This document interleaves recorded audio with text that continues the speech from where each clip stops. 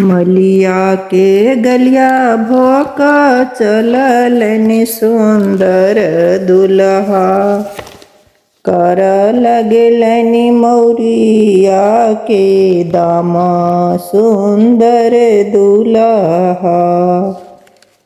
मलिया के गलिया भोक चललनि सुंदर दुल्हा।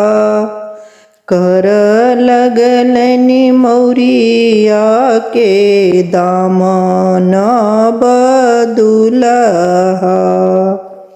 मौरी के दाम दुल्हा तोहरा से ना होए तो लेने अभी हो पापा जी के साथ नब दुल्हा। मौरिया के दाम दुल्हा तोहरा से न होए तो लेने अभी हो पापा जी के साथ नब दुल्हा।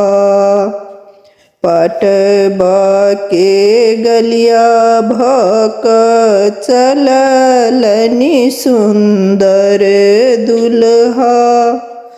कर लगला पटोर के दाम नब दुल्हा।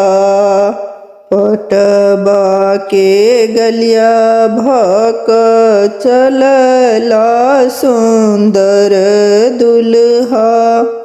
कर लगला पटोर के दाम नब दुल्हा। पटोर के दाम दुल्हा तोहरा से न होए तो लेने अभी हो चाचा जी के साथ नब दुल्हा। पटोर के दाम दुल्हा तोहरा से न होए तो लेने अभी हो चाचा जी के साथ नब दुल्हा।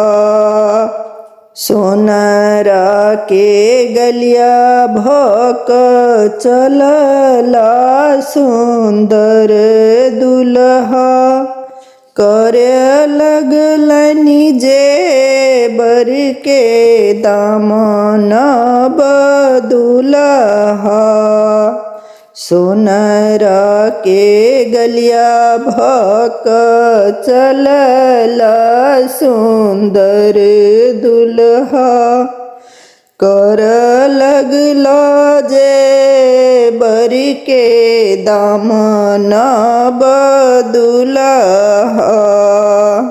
जेबर के दाम दुल्हा तोहरा से ना होए तो लेने अभी हो भैया जी के साथ नब दुल्हा। जेबर के दाम दुल्हा तोहरा से न होए तो लेने अभी हो भैया जी के साथ नब दुल्हा।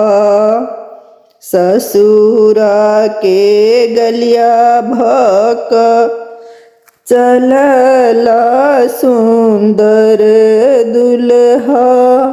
कर लगलनि दुल्हिनी के दाम नब दुल्हा। ससुरा के गलिया भक चललनि सुंदर दुल्हा। कर लगलनि दुल्हिनी के दाम नब दुल्हा।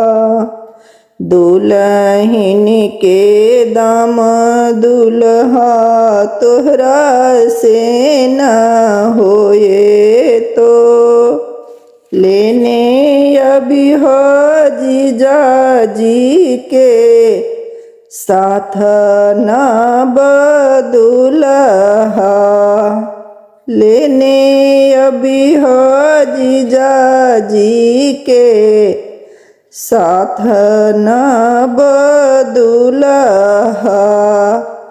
मलिया के गलिया भक चलला सुंदर दुल्हा कर लगलनी मऊरी के दामन बदुल्हा कर लगलनी मऊरी के दामन बदुल्हा।